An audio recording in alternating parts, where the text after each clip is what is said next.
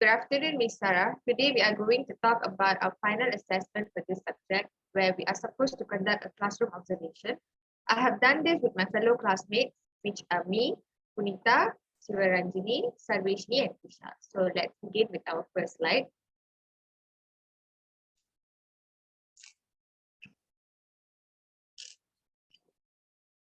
So I will start off with the introduction of this observation today. We have conducted 2 observations in these teachers' classes as following. So the first teacher would be Ms. Razia Sultan Kabir, who is an English lecturer of Introductory to Literature. And secondly, Ms. Renugan Viraya, an English teacher of secondary school. So the 2 different observations was taken in each classes.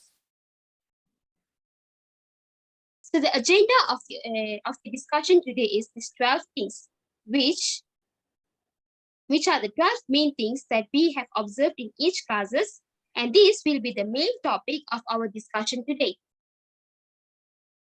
As we can see, this is the first question that we observed during the post-classroom observation, which is the name of the curriculum used to teach.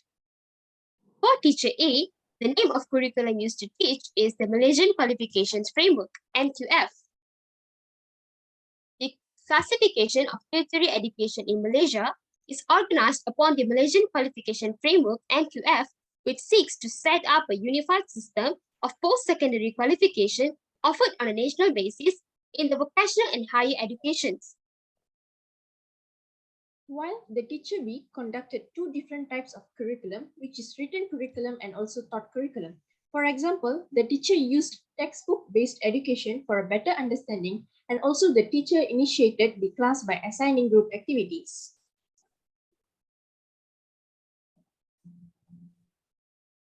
Okay, so for the next question, from my observation, the methods that are being used to teach the students is direct method.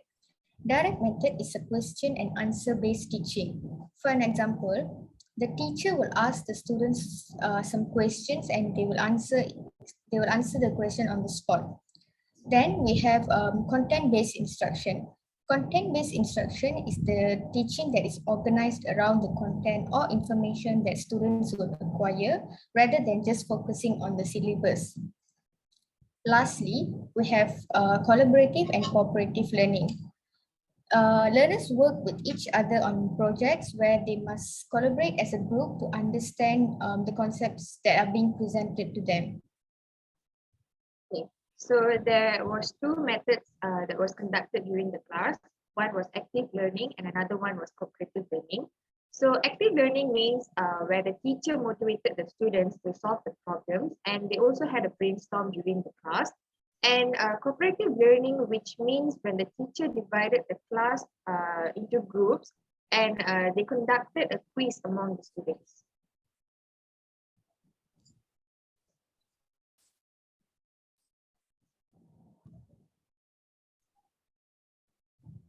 Okay, so these are the 6 ways how students are motivated in each classroom. As we can see, for teacher A, the teacher encourages the students. So this is when the teacher motivates them when they do something in a very good way, which means she's praising them when they did something in a very good way. The second way is how the teacher is getting them involved during the teaching. So this is when the teacher starts asking questions to the students to make sure they are involved in the learning process. Thirdly is how the teacher draws connections to real life.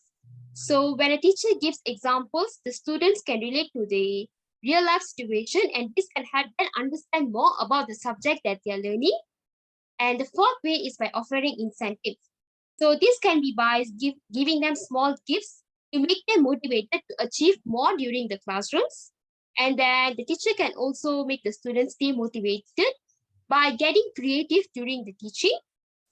So this is when the teacher can assign group works and create some interesting problem-solving methods so that the students are motivated during the classroom. And finally, the teacher can encourage student reflections. Okay, so while the other 6 ways used by the teacher B to motivate the students in the classrooms are, the teacher had a respectful relationship with the students. Secondly, the students were motivated by learning together with their friends. Besides that, the teachers specifically praised the students for both small and also large accomplishment. The students also received feedbacks and chances to improve on working better in their studies. Fifthly, the whole classroom made fun jokes and had a great sense of humor. And the last one is the teacher encouraged the students to ask questions among themselves.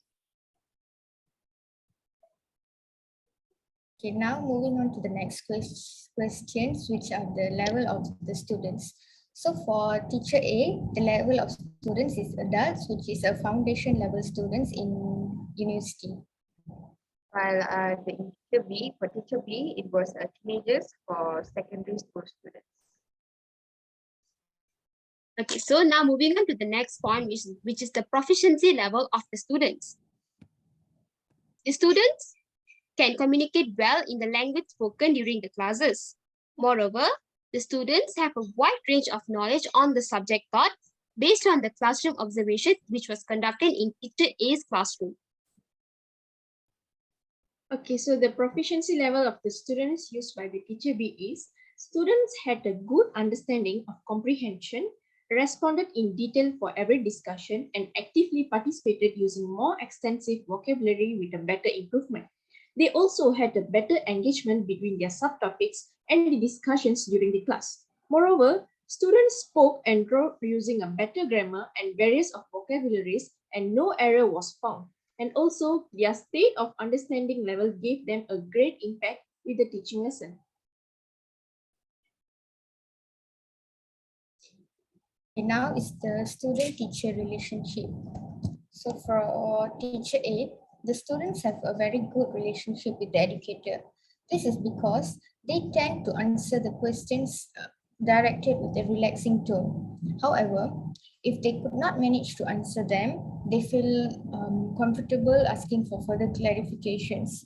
On the other hand, the students feel very free to joke around the lecturers during the classes, which proves that they have a very good bonding with her. Finally, the students feel confident to express their thoughts during classes, which shows the student and teacher bonding. So while teacher B, the student-teacher relationship foster positive bonds, the teacher helped the students to form strong ties with one another and they had a respectful relationship. Also, there was this hearing opinion where the teacher had a great communication skills with every student in class by asking about their day. And finally, it was about the mutual trust. Despite being friendly, the students also had a right amount of playtime and also they focused more in completing their works and not breaking their trust of their teacher. Now, let's look at the teacher's professional grooming. For teacher A, the lecturer has an enhanced communication skills. She is interactive with the students when having any presentations or discussion. The lecturer also always maintains a healthy relationship with the students, and the most important thing is she's always confident when she's teaching. Okay, so for teacher B, the teacher's profession on having a great communication and a good interactive among the students is the professional grooming that the teacher has. A better understanding was proved during the class and the amount of patience the teacher had to deal with the students was outstanding. Now it's about the three attributes in each teacher. So for the first one is instills confidence. The teacher will always show her confidence level when teaching the students, and that makes the students to have the motivation to study and also listen to what the teacher is teaching about. Next, she managed the class effectively. All the class will be well prepared and the lectures all will be properly done. Then there will be no any disturbance when the lecture is going on and she knows what to do for the entire class. So the three attributes of the teacher B is when the teacher was adaptable and engaging. It was proven that the teacher shared the best practices on challenging the students and had all the characteristics of effective teaching. And the teachers also focused on the collaboration that will be able to fit various roles in order to collaborate effectively with the students during the class. Now, let's look at how does the teacher capture students' attention during her teaching. So, for teacher A, the lecturer will show us slides which will have some interesting facts in it regarding the topics that we will be learning on that particular day. Next, she will ask us questions in between the lessons. Moreover, we are also given a tutorial to be presented on the following week, which makes the class even interesting as we are also sharing our thoughts based on the content taught on that particular day. Okay, so how does the teacher be captured the students' attention? The teacher captured the students' attentions by giving out a short task on answering few questions about a specific topic that would be able to identify the level of understanding of each student. And also, the students was tested with a fun quiz to click on their mind better.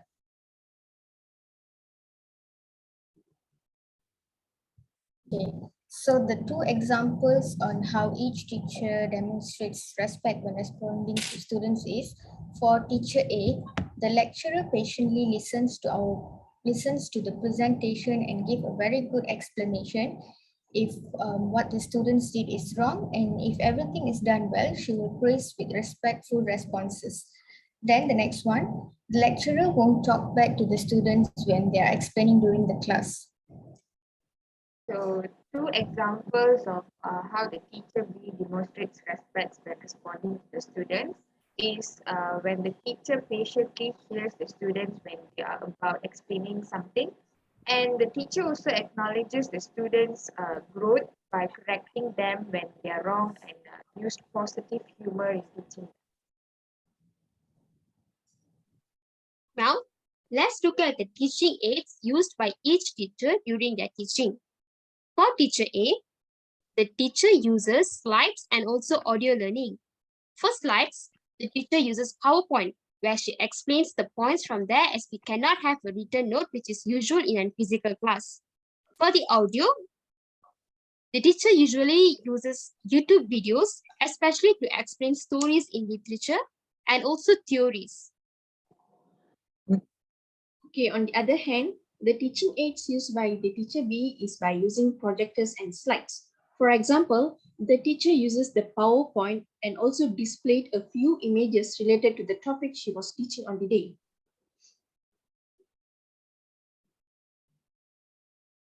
Moving on to the next question, what are the two obvious strengths of each teacher? So from my observation, for teacher A, the lecturer is always being punctual to the class for the lessons. Sorry, the lecturer is always being punctual to the class for the lessons, and she also organized the class very well by adding slides or videos in the lesson. Okay, so the two obvious strength of teacher B was about her creativity on carrying forward the class to a better physical environment. Next, with the technology skills, the teacher adapted the surroundings on using gadgets such as laptops at the computer class during the lesson to engage the students more if they can do it with their tools home. Now, what are the two improvements you would suggest to each teacher?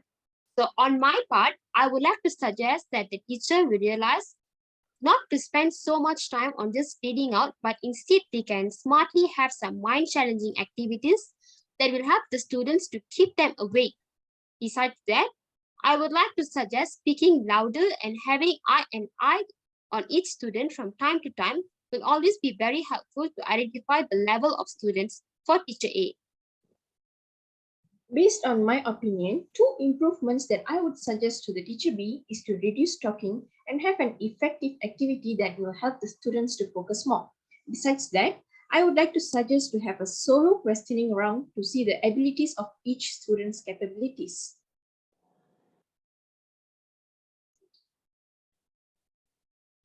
Okay, what are the values you can learn from these observations? So the values that I learned from this observation is we must always be prepared to face any situation. Then, to become a teacher, self-discipline and patience is very important. Making students to feel comfortable is the main objective, and not only focusing on how to make the students to listen and just focus to what the teacher is telling about. So from my observation, the values that I learned during the activities, it was an inspirational moment to see more work of teachers teaching the students, because students are playing the upcoming generations that would make all of us proud. And by that, we learn a lot of steps to see us in a better place.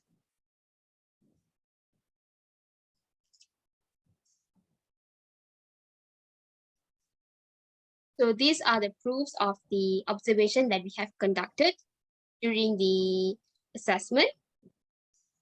These two was from the online observation, and these two photos are from the physical observations. Thank And you. so, Thank you. Thank you. thank you, Miss.